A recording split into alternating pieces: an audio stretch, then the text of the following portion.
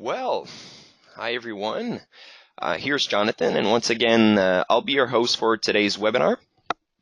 Um, to everyone that has been following this webinar series, welcome you back, and thank you for joining us if this is your first time as well.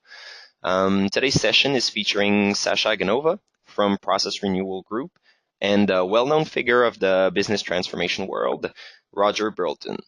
We'll keep focus on how to adapt, keep products and services relevant, and ways of working flexible in your business today. So that will be our topic.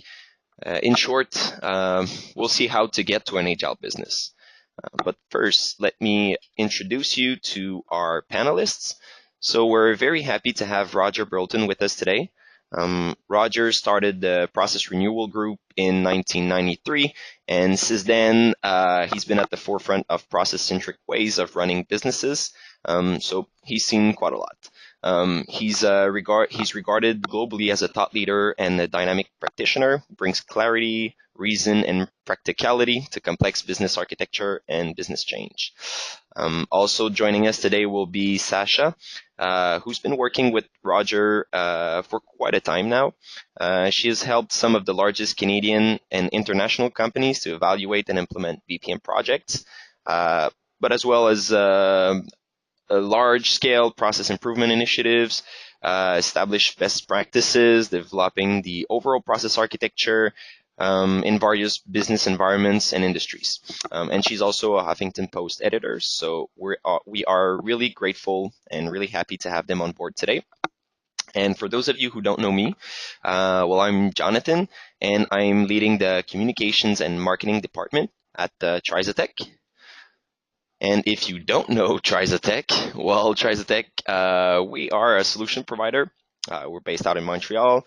Our software is called the Digital Enterprise Suite. It's a cloud-based software that helps businesses in their digital transformation effort. But it's more than just a business process modeling tool. The Digital Enterprise Suite is a unique solution that can help you become not only more effective in the way that your business works, but also more agile in delivering and improving your customer experience. So you've probably noticed the keyword here, the agile way of delivering the customer experience. So yes, our software can help you find your way on the road to an agile business. So just with that, I'll leave it to our panelists. But before I forget, you please don't forget to send your questions. So we'll have time at the end of the session to answer your questions.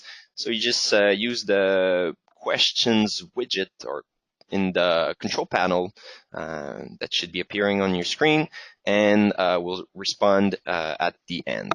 So I'll make you presenter, Roger, and just with that, thank you very much and have fun, everyone. Yeah, so today we're going to talk about the concept of agility, but agility beyond software agility applied to an entire business to be able to stay flexible, adaptable, versatile, and all those right words. So this is what we're going to talk about today, and hopefully you'll have lots of questions at the end. As Jonathan mentioned, you've already seen us. We've worked together for a number of years, as Jonathan has said, working on some pretty tricky situations, but not just to make a transformation happen, but to make a transformation happen so in the end, we're flexible and able to sustain the benefits of that transformation. So I would, without wanting to be too dramatic, to say business agility is the issue of the century for business, because more and more it's going to be impossible to stay relevant unless you build capabilities out that are indeed flexible in and of themselves so you can change fast. The speed is going to be the issue, and if we're not agile, we're not going to survive very long. So this is going to be a critical issue for us. One of the reasons we say all of that is that so much is changing, and we use the word perpetual, meaning that it's not just for a little while, but it's going to be for a long, long time. As far as we can see, the businesses themselves are changing, both the business model, how people make money and pay for their bills, and also the operating model and how we structure ourselves in order to do that work. So there's major drivers, as Jonathan mentioned already, in the area of going digital and digitalizing the work. That's putting the customer in the center of everything that we do. Everybody now is talking about robotic process automation and using artificial intelligence to help us with decisions and things such as that. Blockchain has got a lot of buzz right now. Internet of Things, or the industrial internet, or other things. And clearly there's major change happening in how organizations actually work with one another. All we need to have to do is look at Airbnb and Uber, and we basically find that multiple organizations working together. And my favorite new one is Rover, where if you have a little dog, you can, or a big dog, you can find someone to look after it for a few hours or days or weeks, in this very same model that Airbnb and Uber operate. So the world is dramatically changing. People are changing how they manage their business, and new ideas are going to keep on coming. It's relentless. It's challenging. It's hard work, but it's also quite innovative and quite exciting along the way. So when we put together, when Ron Ross and John Zachlin and myself with Sasha and also other, Gladys, thank you very much. I had a brain slip up there. And Gladys Lamb got together last year. We decided we wanted to write something around business agility. So we formed the Business Agility Manifesto. We wrote that, and we formed the coalition to be able to do it. One of the first things we did, we said basically, how do we know if organizations have achieved any form of business agility? And we just listed them out, and I'll just pick a couple and hand it over to Sasha to talk about some more. But there's huge risk in big failures. I mean, for those of us who live in Canada, all we have to do is look towards the federal government, and they can't even get their payroll system right. And it's been years, and it's going to be years more. And in the meantime, people are not being paid and not being paid properly. That's catastrophic. We can't have that happening to us. And another one that I would pick on here is that, you know, if we can get consistent results through all channels. So if you're coming in through your mobile device, or you're talking to a person, or you're online some other way, or you go into a physical facility, you should get consistent results through all channels. The omni-channel approach is I can start in one and work in the others. It's really, really hard to do in most organizations. We need to be agile enough to switch and swap and move and so on. But on that note, I'll hand over to Sasha to take us through a little bit more. Hi. So what you see actually in front of you, and even though when we come to work with organizations and we hear, yes, we are on top of everything that is happening, and absolutely, yes, we're an agile organization, and we would start asking some of the questions that you see here on the list on your screen. A lot of people start actually questioning it and start thinking about it deeper in terms of, yes, we are very fast to market, but are we actually ruining a lot of stuff on the way that we already have? If you go through the list, some of the things that probably will speak to you right away, it's do you actually have to change some of your core processes that you have when your people leave? So when John Smith, let's say, leads the organization, do you have to now actually rethink even the way you provide the services because the quality is not there, or that special talent that Mr. Smith provided before, who can actually replicate that? And if it's not possible, we have to look through all of the capabilities that you currently have. On the other hand, so are you aware of your business rules, for example? So what are they, and who maintains them, and who owns them, and why are these rules set up the way they are? Because let's say some of the decisions that are made, why are they escalated? Can they brought up and stay lower within your organizations, and other than being escalated? So how fast can you change them? Why? Do you know the sources of those rules, and so on? So these are all of the questions that, if you take anything away from this session today, then it's probably this slide, which is just asking the questions if you're aware of all of these aspects that you see on the screen right now.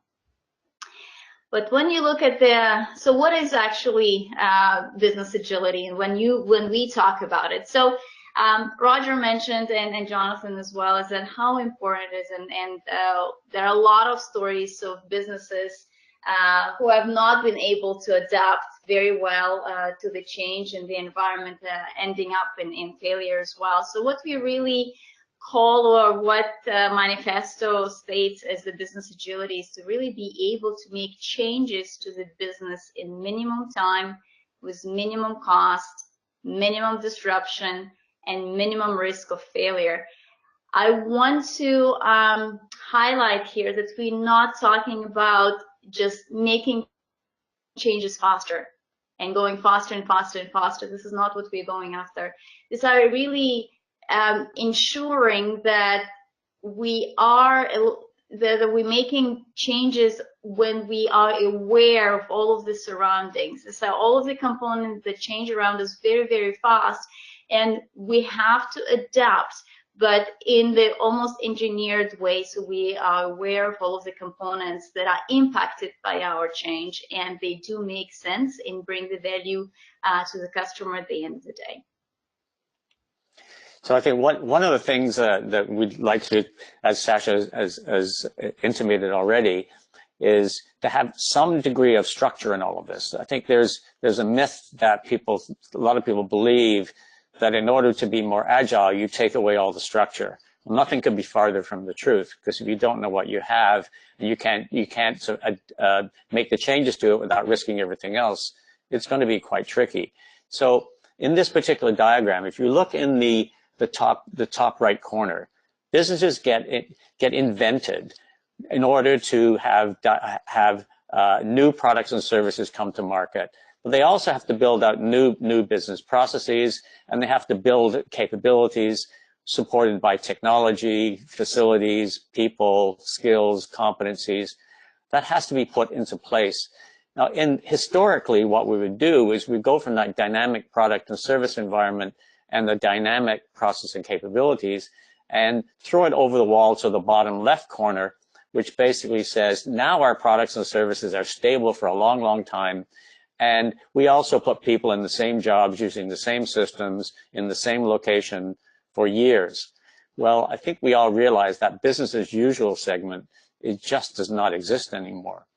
And historically, what we have done, even when we focused a lot on process improvement, in the last century, we really were trying to improve the processes and capabilities we use, but the products and services themselves still had a long time in market.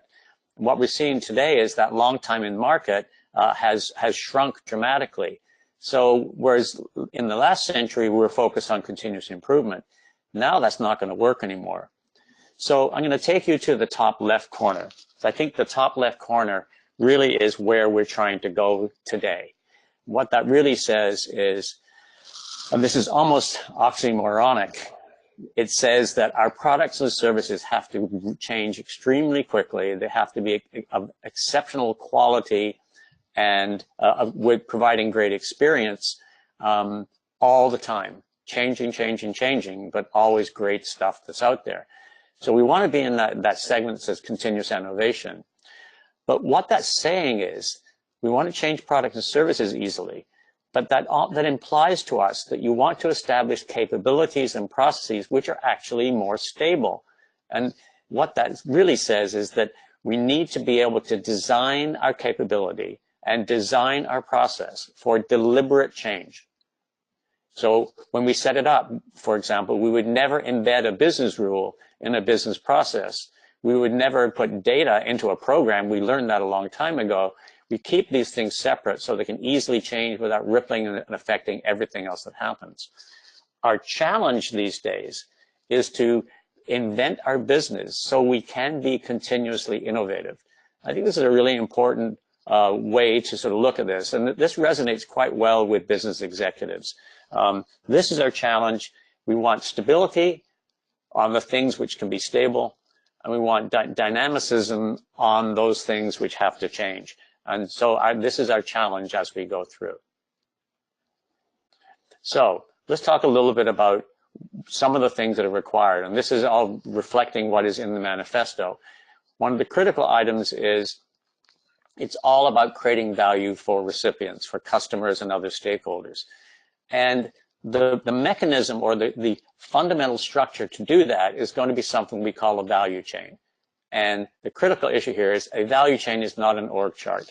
An organization chart has traditionally broken things into functions because there was a long time in market and we could keep those functions going. But now we have to go cross-functional. So what we would say here is that there has to be collaboration across a value chain. A value chain is all the work we do, all the assets we have in order to deliver value to a market. So for example, in banking, you might have a retail bank, a business bank, and a wealth bank all within the same corporation, but there are different value propositions for each one of those. And what we would say is that a value chain is just a natural construct. An organization chart is arbitrary and temporal. It's going to change. The value chain, unless you fundamentally change your business, is still going to be focusing on the same customer, and it cuts across. And we would also say that the marketplace determines the natural boundaries of a value chain. And if you sort of look at the picture on the right-hand side of that, this is an example of British Columbia Transit Corporation. They operate the bus systems for the entire province of BC. And we worked on a project with BC Transit to make basically ridership and bus service better. But we had to do this with 120 people, representatives in big workshops from the bus company itself, from the bus operating companies, which are contracted services, with the local and the municipal governments who are responsible for schedules and responsible for routes. And we also had to incorporate things such as Google. Now, basically, as far as the bus rider is concerned, that is a natural value chain, all of them working together. We could not optimize one and not the others. We had to work with all of them in one total value chain. And those are the natural boundaries. But in doing all that, we have to try to make sure that the roles of everybody and the motivation of everybody in that value chain is focused on the customer, not on their own interests, as opposed to having conflicting interests and so on. We'll talk a bit more about that later. So if we know the dependencies in the value chain and we want to change something, we can easily predict the impact of change, make the change happen quickly, and then also be very confident that we're not going to have unintended consequences of the change. So value chains are natural, and we have to start working cross-functionally. And I know that a lot of business analysts, for example, are quite used to working on a small piece. We have to know where it fits and the impact it has on everything else. So one of the things you're probably building together with your organization is a view that is very familiar, which is called customer journey maps. And what you see right now in front of you, there is a probably similar or somewhat symbolic view of the journey map, where you have the white activities that would be customer activities, but you also have the activities that your organization performs to satisfy the customer. But if you step back for 1 second and you would think, well, actually what customer is actually doing in the white activities, they might or might not involve you. So you are actually very optional for their processes and their activities. So this use just, or this step back, it reminds us once again that everything that we do has to serve the purpose of the end customer, or all of the stakeholders that you serve. And not only that, our services has to be in our everything that we do has to be aligned, but we must ensure that our contractual obligations actually reflect that. And our commitment to the external stakeholder is incompatible, as we say, with a customer-centric focus on that. And no matter how solutions, if you define in the new digitalization solutions or any other ways, it still stays. So ensuring that integrity stays throughout all of your business components or business knowledge components. And in the next slide, what I wanted to kind of take the same look, but stepping once again a little bit back. So what we're showing here is the organization is shown inside, right, in that green box. And you have this multiple stakeholders that you are serving. So it's either a customer, it's your staff, it's owner, it's supplier, and a regulator. And we have the exchange with each of the stakeholders of some sort. There's some gives and some gets between and among all of the stakeholders. Then if you look inside, so everything that happens inside of our organizations is really either to produce that output or that gives once you receive the gets from the stakeholders. So every single thing, if you think of a well-oiled machine, it kind of has to make sense. Not kind of. This is the whole purpose of what we do as an architects and change agents, is to ensure that everything is aligned and every single connection between those activities do happen, that there are no foreign or orphaned activities that happen that do not provide the value to the end of the stakeholder or to any of the stakeholders around this box. So again, it is just to ensure that, and that's what business agility is we're promoting, to ensure that practices are inside to maintain and establish all of the interconnections and all of the things that are inside are interconnected and aligned. I think a good example of what Sasha just mentioned is if we have a particular business rule, which should be commonly used across the organization, we really should know, if I go to change that rule, what are all the capabilities, all the processes, all the people, all the roles that might be impacted by that. And if we don't have that knowledge, it's going to be very difficult to make a change that doesn't lead to a lot of extra work later on because we didn't get it consistent across the whole organization. So we are business architects, and we found that business architecture can really help you with business agility. And I really do personally believe that the whole purpose of business architecture really is to give you agility for the long run, as opposed to just supporting a specific transformation. When we finish, we pack up the business architecture group and we go away. It's not for one shot. It's for ongoing benefit and ongoing change and so on. Now, I'm sure that I really related to this slide when I saw it, because I thought, oh my gosh, this is my life. Trying to figure out what is connected to what is really a very, very difficult thing to do. So we would say that the goal of business architecture is to identify non-redundant, in other words, define it once, reusable resources, in other words, I can use it in many different ways, to be able to execute the business strategy. It's all about realizing that. And so, so really one of the critical items in all of this is we know certain things change, but we also know a lot of things don't change as nearly as much as we think they might. So the first thing we want to do is separate what's going to be stable from what's going to be dynamic. Because if something dynamic is hooked into what's stable, then we're going to end up putting everything on the table for the project or the transformation effort. So we want to focus the dynamic things into their own space and be able to identify what those are. That's really what we're trying to accomplish. Now, development of a business architecture really requires professional practices, and this is our approach that we take, and we refined it we've done over 100 projects to build business architecture for multiple organizations in multiple industries and different cultures.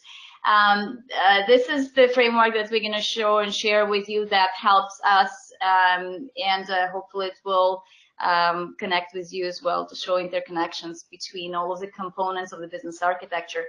But the main four components here is one is a strategic context. That's everything where we start building it from. It informs everything that we do.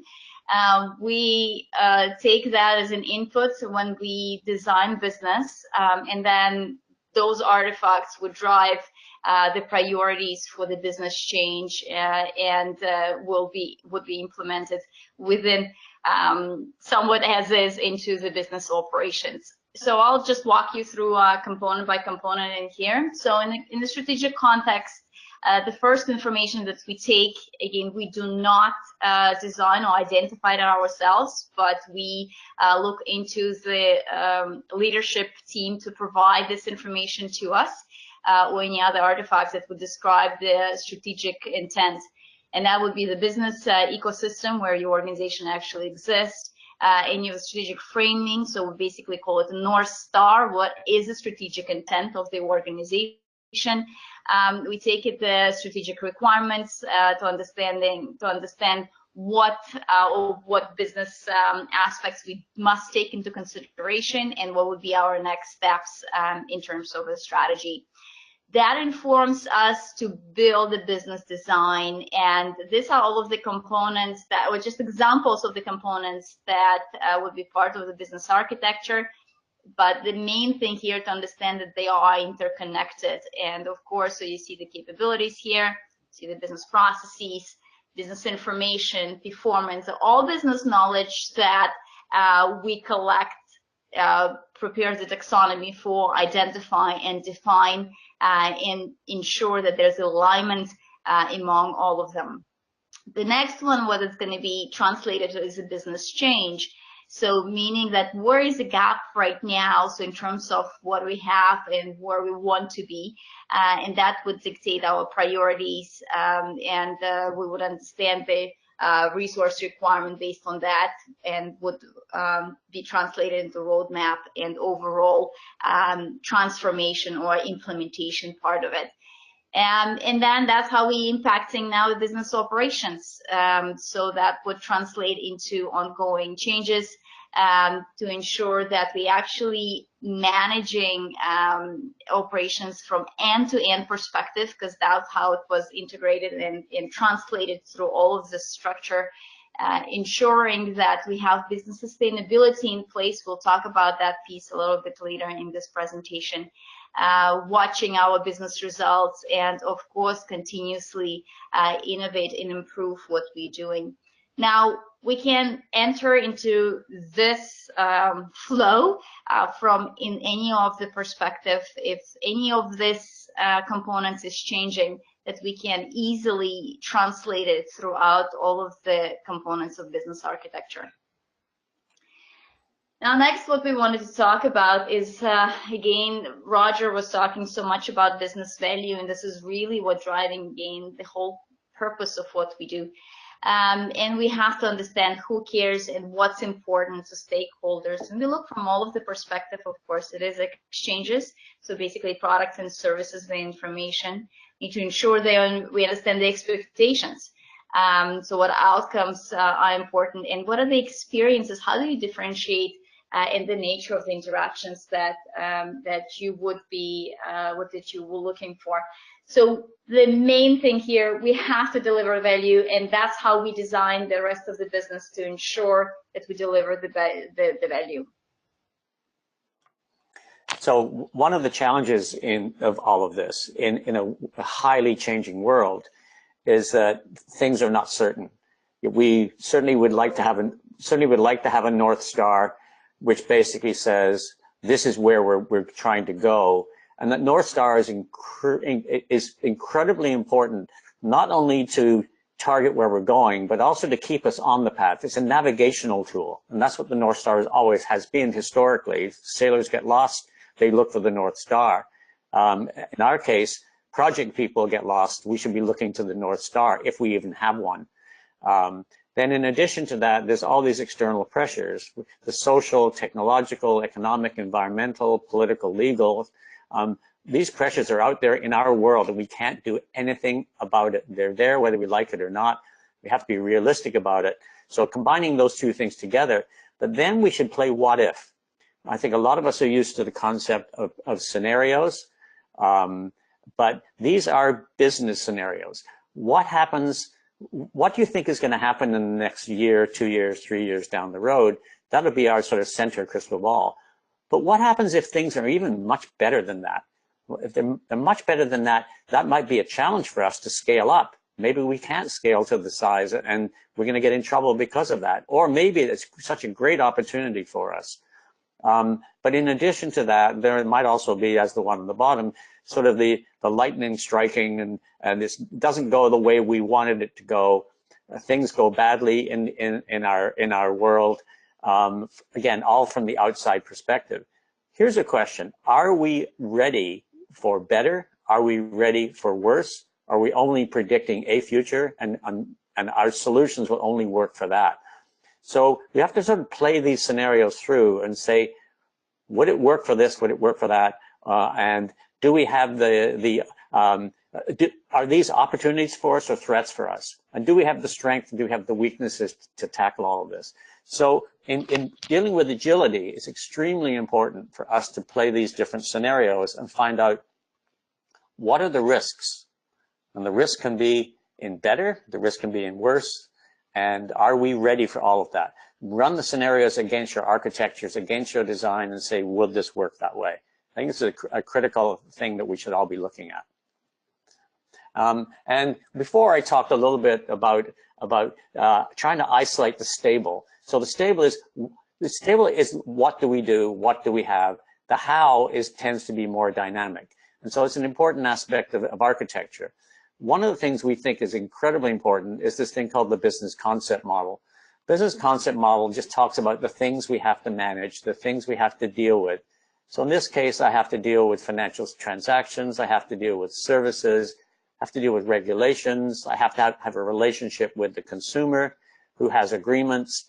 This just basic truth, or some people call it a fact model, this basic model allows us to define the information we need. So every one of these items here, we have to have information that describes it. We have to have capabilities. I have to have the capability of dealing with regulations and dealing with orders. I have processes that bring regulations on and interpret them and implement them. I can measure every single one of these. How many regulations do we have? How many orders do we have? How many orders went straight through versus had to be intervened manually? And my business rules are just constraints. So for example, if a consumer has not paid their bills in 90 days, would we authorize an order?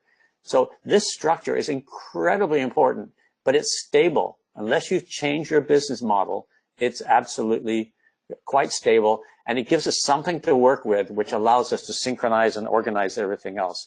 Strongly recommended tool. Roger mentioned building capabilities, and I wanted to spend just a minute or so on this concept of capabilities and relationship and connection to the processes. So what you have on your screen right now, there are really two main components and we want to talk about interconnection between them. One is capabilities in the bottom. So again, the capabilities, it's the things we develop or we implement and we use. Roger mentioned banking example, so onboarding capability would be an example of that. So it's actual all of the tools that we need in order for the organization to be able to onboard the client. Now, another very important concept that we, of course, use is processes. So these are the things that we do, that we measure and we manage. So these are the activities that go and run throughout the organization, so activities that use capabilities in order to produce a result or an outcome. So what is important to understand, and it is extremely important for overall understanding of business architecture, is the connection, that there is really many-to-many relationship between these two. So when we start working with organizations, quite often we get involved because it would be concentrating on fixing a capability. And we continuously remind that one capability can be used by multiple processes and vice versa. One process, if you're actually trying to improve one specific process, it would use multiple capabilities. So we wanted to remind that one of the things of the principles of the agility is, of course, to ensure that it is all interconnected and independent. So if you interdependent. So if you're looking at one, just to ensure that all things, it's like an artery. You cannot just perform a quick surgery on one little thing in the body. You have to understand how it's all connected, and the architecture is a perfect tool to do that. Now, going back to what Roger mentioned in terms of the stable and dynamic, so what was there on that model that he showed before?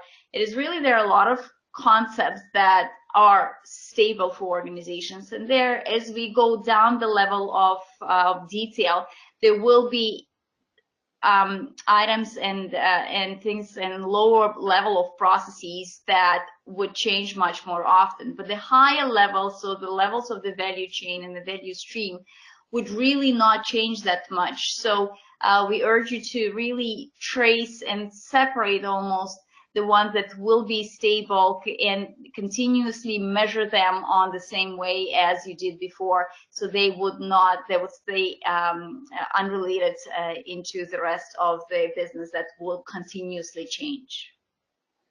I think one of the critical messages here is that if you have a good process architecture which defines all the things that we end up doing, then the measurement system can be tagged right onto the process architecture. It doesn't have to be a separate initiative. And so this is one of the ways to sort of keep some alignment, as Sasha talked about. Right on.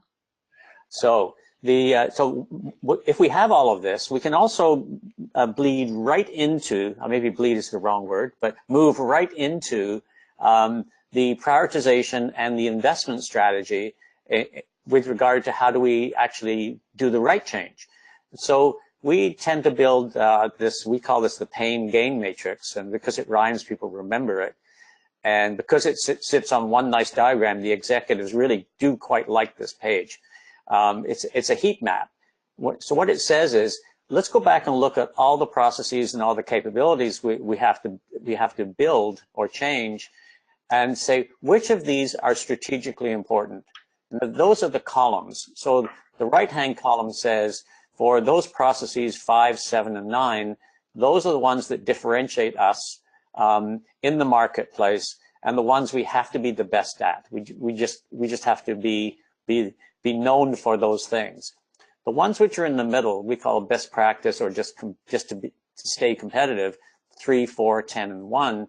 Those particular processes are the ones where we have to be the same, as good as everybody else. If we're worse, we're noticed, but if we're better, there's no value. There's no extra value. People don't want more. They want more in the world-class ones. And on the left-hand column, we have to be just competent and just get by somehow, 8, 2, and 6. So basically, that's going to tell us strategically which areas of the business require the biggest change in terms of the strategic contribution. So we look at that, that's one dimension, but put the other dimension in, and that is the process pain. So those are going to be the rows. So the top row, 8, 3, 7, and 9, are going to be the ones where the performance gap is too big, and we really do need to change it. And that could be the anticipated performance gap if we don't change as well. So really what we want to do here is focus on those which are most strategically important and those which have the biggest performance gap. Because otherwise we end up working on number 8, which is in the top left corner. Yes, it's broken, but it really doesn't make any difference strategically. So the other work in the architecture and the emphasis on agility is going to say that when we build out number 9 in the top right, we build it in such a way that we know we can easily change it, as opposed to just getting a piece of software out the door fast. So this is feeding right into the investment strategy of the organization. Now, our last section is really about people. And I know that historically, as we were saying, so we are business architects, and we love talking about hard stuff, or structural and engineering of the business. But one of the things that we continuously notice right now, that and most of the conferences go that way as well. If you've been into any of the business process management or enterprise architecture conferences, there are more and more talks about behavior side, about the cultural side. We keep saying that our job now is no more just engineering. We must understand the cultural components. We need to understand measurements that drive the behavior. We just need to understand the reporting structures that need to support our future way of how we're going to be doing business. And Roger mentioned in the second slide, there are multiple new ways that actually arise in terms of how do you build organizations now. What you see in front of you in this green box, it is now a traditional organization where you have hierarchies throughout. But more and more organizations, a huge trend right now into reorganizing your processes, not around the hierarchy, but actually around either self-management. So it's where it's very flat organizations where you don't have any managers at all. Nobody reports to anybody. There are different trends like project-related hierarchies. So you actually organize your work based on the cells related to the projects by project basis. So there are multiple different ways of how to organize your business now that goes away from traditional hierarchical view. And one of the reasons there is this trend is because if you see this on a hierarchical view, well, these are the thoughts or the motivations on the people on top. So let's say on the left-hand side, the person who is responsible for sales will say, well, I need to increase sales. And the next one who is responsible for risk will say, well, I need to reduce risk, or I need to cut costs, somebody from as an operations or CEO, and I need to optimize cash, and I need to deliver new products. And of course, the CEO, the individual on top, the president, well, he just wants to make sure that he needs to keep his job that he signed to for the next 3 years or 5 years. And now this period, as you know, gets shorter and shorter. But what is interesting when you look at this view is that really nobody is responsible to overall outcomes to the customer. So no one is related to overall outcomes. So the customer is sitting there and says, well, I need for you to provide the service you promised. So one of the things that we're now ensuring as a part of business architecture is to looking also at not only all of the structural components as we discussed, but to ensure what drives, what are the motivations, who reports to who, and does it actually still make sense. Now, I want to talk about the sustainability and actually the behavioral part. And this is very important slide from the perspective of how do we sustain and work with culture. So a lot of people think, well, this is very soft, and how do you work with it, and does it make sense? Well, there's actually very structured approach of how you change culture, and this is a whole different talk on it. But these are the main two components that you see on top. So there is a work structure, so everything how business is defined, everything, it's all of the artifacts that describe the way your organization should work.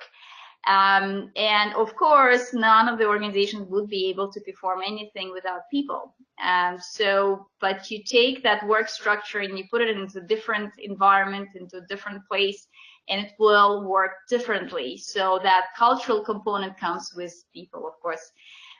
So you both take those two together. So remember your first days at work, you take person and you take the instructions of how you're going to do work, and it results in action where you, of course, convert your inputs into your outputs.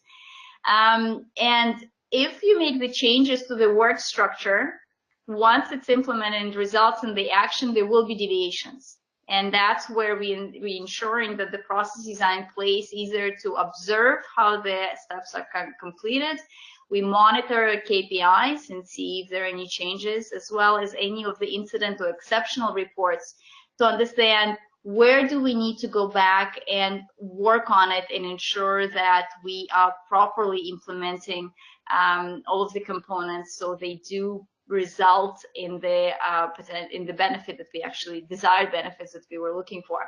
So we would look at the deviations and we look at the trends. Really, it's not just one time fluke, but it's actually what are all of the deviations that happen, and really two things that happen out of it. So number one, it is a structural design. So that's what we most often look at the results, say, oh, this project did not result in the benefits that we wanted, and we go back to drawing boards and adjusting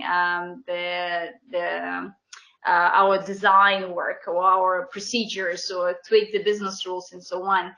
But what is very often overlooked is the right-hand side. It is the cultural issues. So it is the behaviors that we want to ensure that they change. So the biggest change that I can demonstrate here is really if you want to change your overall organization from operational excellence now into the customer intimate, well, there's a lot of behavioral components that need to be changed together with it, and only through the training and coaching and observations and the constructive conversations that we can actually change the behavior in order for overall action to change, and therefore for the result and the outcome to change as well. So let's talk a little bit about where all this is going. I think this is the last slide we're going to deal with, then we'll get to some questions. We want to deliver business value. We want to change quickly, but we want to invest in agility. And so some of the things we talk about in the manifesto is that investing in software alone is risky and does not assure sufficient ROI. We're strong believers in the Agile approach to software development, but we also are strong believers that that is not good enough by itself. We need a lot more for the business to be agile as well. And I'm sure all of us have been involved at some point in time, or at least witnessed, when you scrap everything and just do it all over again, it's a complete waste of your scarcest resources. Projects that go over by 3 months, 6 months, or a year, you're spending more money, and more importantly, you're taking people away from other things they could be doing.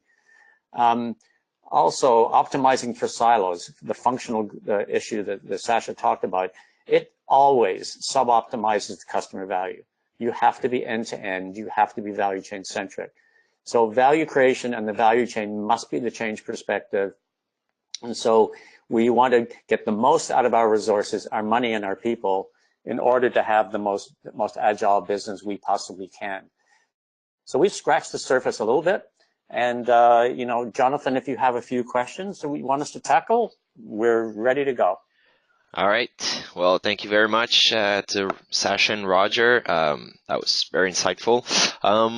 Yeah, I think we've got a few questions. Let me just sort them out here very quickly. Okay, so we have a first one.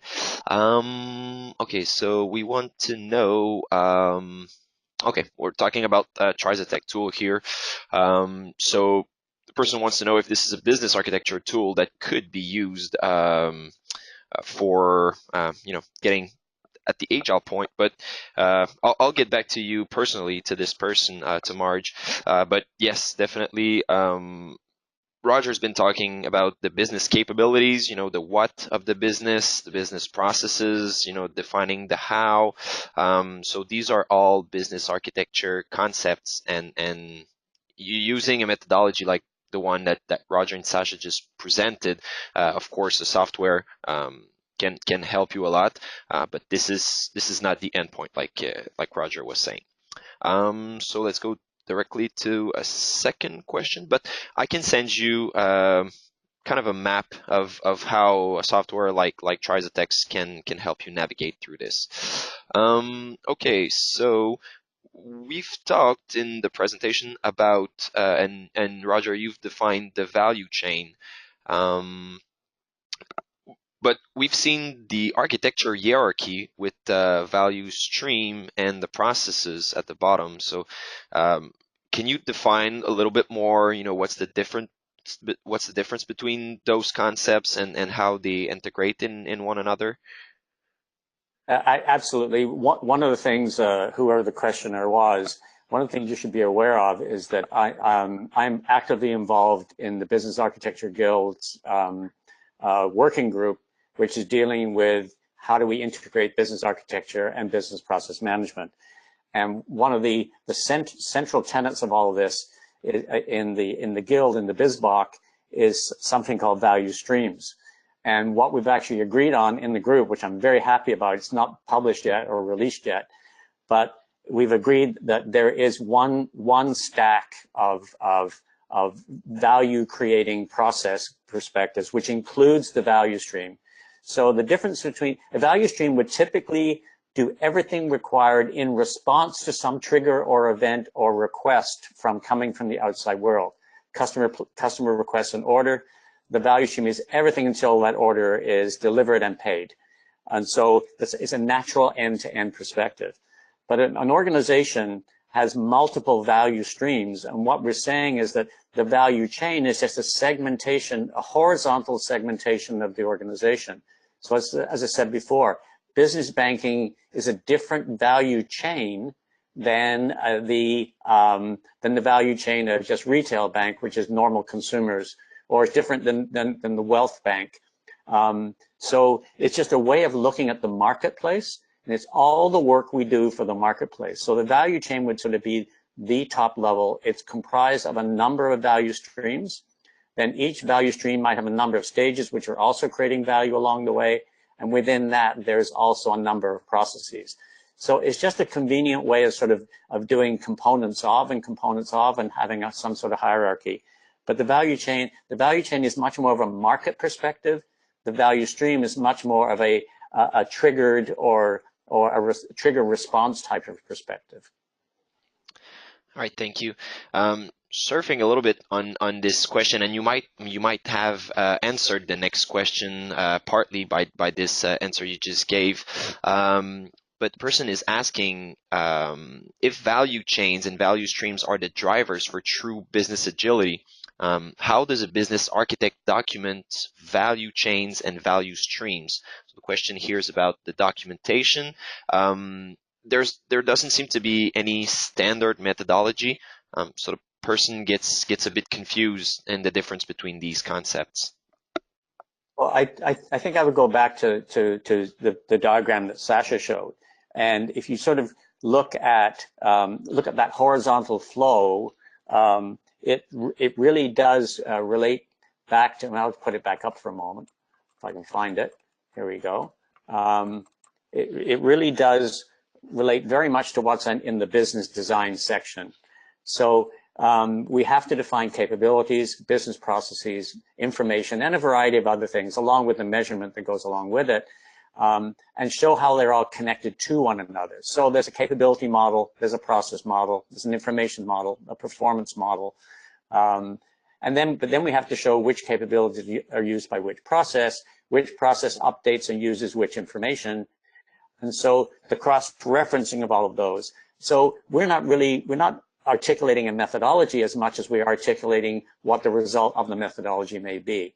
And even things like BizBach from the Guild does not tell you how to do this. It just tells you what you need to have. So you're going to have to figure that out, I'm afraid. All right, thank you. So by definition, the value streams and the business processes are quite different. That's the other question from the person. Yeah. All right. So we have about 3 minutes left remaining. So we'll go with one last question, and we'll see if there's anything else that comes up. So you've talked about the concept model. So somebody's asking, is the concept model just an information model? I sort of expected that question, but I think that the concept model is really more of a semantic model. It's a definition of words. What is a customer? What is an order? And how would you describe all of that? And then how do those words relate to other words? You can easily derive the information model from the concept model, but the concept model is conceptual. It's not physical, it's not logical, it's just conceptual. And then out of all of that, you can derive a lot of other things. And so if we don't get the definition of the words as consistent and shared and common, then we're going to have all kinds of problems trying to make changes happen because people have different understandings of what we're talking about. So it's a little higher level, but it's very closely related, I would say. Sounds good. Well, we're pretty much reaching our webinar limit, so I'll just leave you all with that. Again, thank you very much to our panelists today, Roger Burlton and Sasha Aganova. So I'll send you all a follow-up email containing the link to the recording, because this webinar has been recorded, so you can watch it back, you can share it with colleagues, and yeah, I'll also send you a bit of information concerning the questions that have been asked. So with that, thank you very much, and I hope you enjoyed. Thank you, Roger, and thank you, Sasha. Thank you. You're welcome. Thank you for having us. Okay, thank you. Bye-bye.